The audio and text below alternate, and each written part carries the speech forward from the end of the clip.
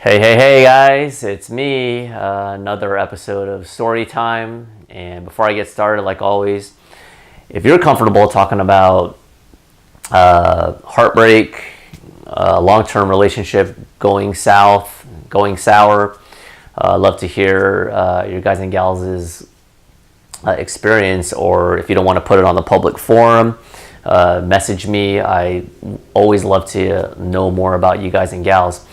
So anyway, I don't know, my ex-girlfriend from years ago, I highly doubt she'll see this video. I'm not that popular, so if she does, so be it. No ill intent. So this was my first long-term relationship in my undergrad years in college, and we're together about 3 years total. I think from the end of my freshman year to midway through my senior year of college. So the good majority of my undergraduate years was with her. Not going to name names. And things were going smooth. We were both young. She was a year older than me. And we had some good times. We hung out. We were young. We even had a couple of classes together. So I would say the first couple of years was really good. There's one small caveat to this situation, and that is her parents were extremely strict. It comes from Asian culture, a lot of Asian cultures, but her parents were very strict, and she was the only child on top of it, the only daughter, and her mom was retired, and so she didn't have anything to do. But they were actually had a house coincidentally in San Jose. So when I met her during my undergraduate years, she had lived in Florida and different parts of the country, but coincidentally, I went away for college from San Jose, and then her parents actually had bought a house in San Jose, so it was like 5 minutes away. So I was like, whoa, this is like fate, match made in heaven, right? So anyway, things were going good, but like I said, her parents were really strict, and they actually at one point forbidded her from seeing me. And her being slightly rebellious and her wanting to be with me, we still stayed together. We had to do it under wraps. Now, during these undergraduate years in a different city, her parents were in San Jose and they were gone, and she had her own place, or her own house, which was cool. So I would hang out there on the weekdays, but every once in a while, her mom in particular would maybe give her a small courtesy call, or she would just do an emergency trip, not an emergency, a surprise visit, as they say, to check up on her on like a Thursday. And luckily, I was never caught. Well, not yet, but eventually, good things, all good things, not all good things, but most good things come to an end. One time, my ex took a picture of me in their house, and her parents somehow found it. And then to make a long story short, my senior year is going on the third year of the relationship. It was the beginning of my senior year, and it was me, her girlfriend, and maybe someone else, I can't remember. We're at a restaurant on a Saturday or something, and then we're just eating, having a good time. And lo and behold, corner of my eye, who's popping in? It's her mom, and I think her dad was, I can't remember, but the mom for sure was there. She comes screaming in while the waitress is taking our order, embarrassing her daughter right in front of her. And she says, "What is this?" And she catches me and her together, and she has that picture that I took at their house. And no, I didn't have my shirt off. I wasn't stripping. I wasn't showing it wasn't the gun show, nothing like that. It was just me in a t-shirt just smiling like this. And she throws down the Polaroid. This is before all the iPhones. Well, we had cell phones, but not as advanced, It's not like the Galaxy 7, iPhone 7. She throws down the photo of me. And it's kind of funny, I think about it now, I'm being serious, but I was like, damn, this lady is brutal. She put a Sharpie and she put an X right through my picture. She X'd my picture out like I was a nobody. She just X'd me out. She's like, "Come with me." And we didn't even get to order appetizers. My ex left with her parents, her girlfriend just was like, oh my goodness, oh my goodness. And it was like quiet, and we just ended the night right there. I think we just went home. After that, I didn't hear from my ex for a few days. And then she messaged me and she said, my parents, they want to meet you in person. Oh, this is great. Okay.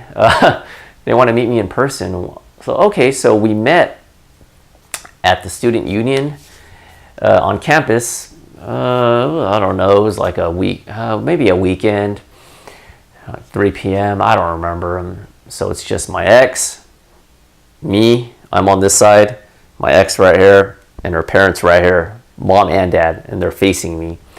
And what do? We talk about an hour, and I'm very proud of myself, and I don't mean to sound like I'm a know-it-all or I'm full of myself, but I actually remained pretty calm considering the situation. And this is for someone that can have a temper, so I'm actually surprised about that. So anyway, the conversation starts. They start just asking me just questions. What are your ambitions, this and that? And then they just start, anything I said, they just started grilling me, asking me, how come I don't have a car at the time? Don't you feel handicapped? They actually said that.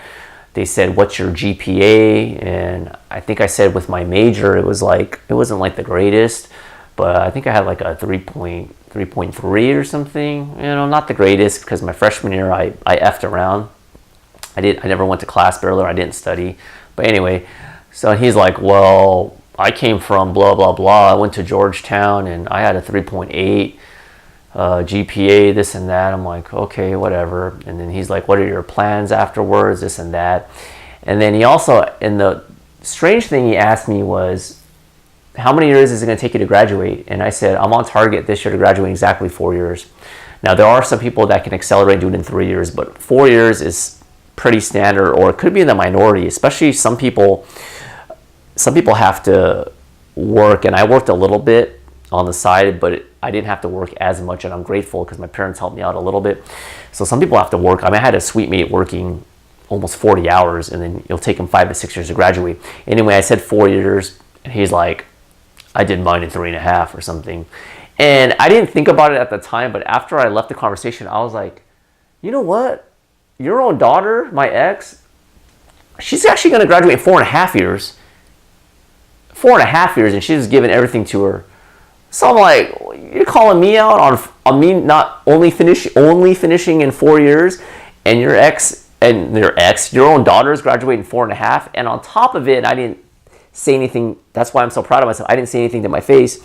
The mom, she never even graduated college. She dropped out. Now, I don't care if she dropped out. I'm not being judgmental about that. But when you're being judgmental towards someone else, guess what? If you're gonna give it, you need to take it. And I thought about that after the fact, because things were just, so much was going in my head. I was trying to remain calm. But after the fact, I was like, yeah, my ex told me that her mom had dropped out of college. So I'm like, wow, you're really just focusing on yourself and making it all about yourself.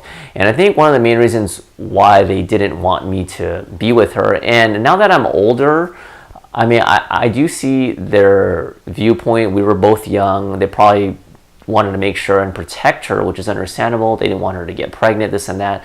But they're treating her like she was 14. At that time, she was a year older than me. She's probably 22. And she's old enough to vote. She's old enough to drink. She should be old enough to have a relationship. But her parents saw me as a threat, because at one point I was like, they probably thought that she may run away with me. And it was getting to that point where her parents were trying to give her an ultimatum and I do feel bad for her. She was caught in between, and her parents tried to threaten her and told her, if you stay with him, if you stay with me, you're going to get kicked out of the house. And it's easier for me to say, because I'm not in her position. But I told her straight up, I said, your parents are bluffing.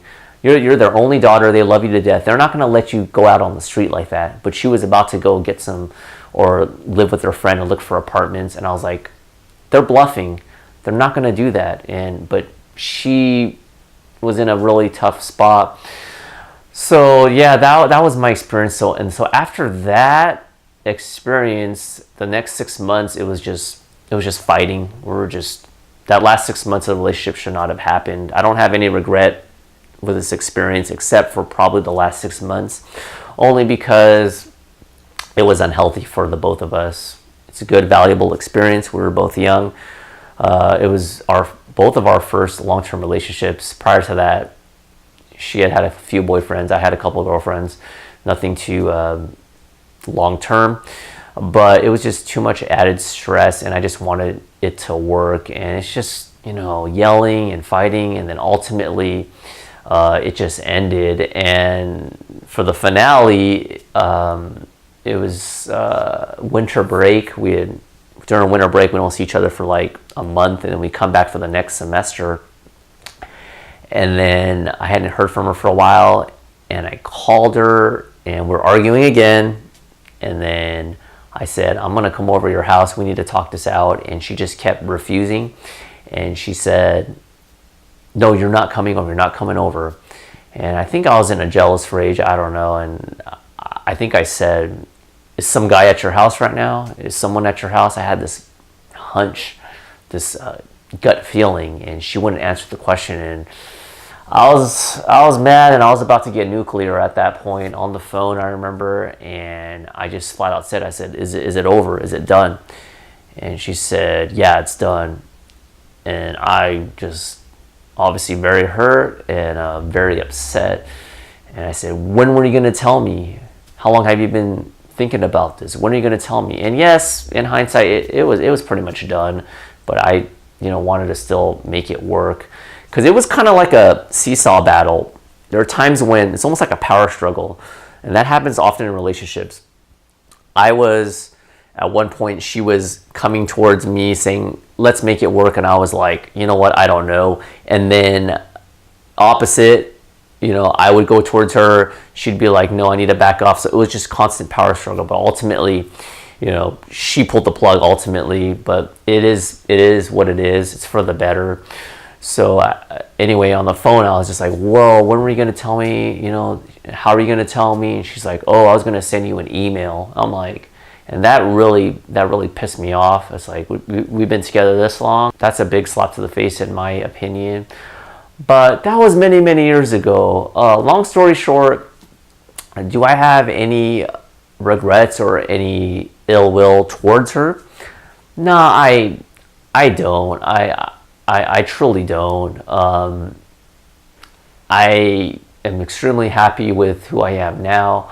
I have in-laws that I love, that are way more laid back. I'm not trying to make this about her parents and ragging on her parents. They were trying to protect her, but they were just not my cup of tea. They were just, I can just envision her with her new guy, and the in-laws just constantly being around, because you got to remember, when you marry someone, you also marry their family. So keep that in mind. And I've been very, very blessed to have really supportive in-laws, a great wife.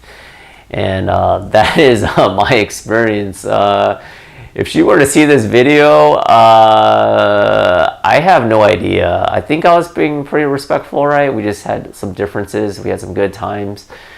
But that is it. So that's it, guys. That was my 3-year relationship in a nutshell right there.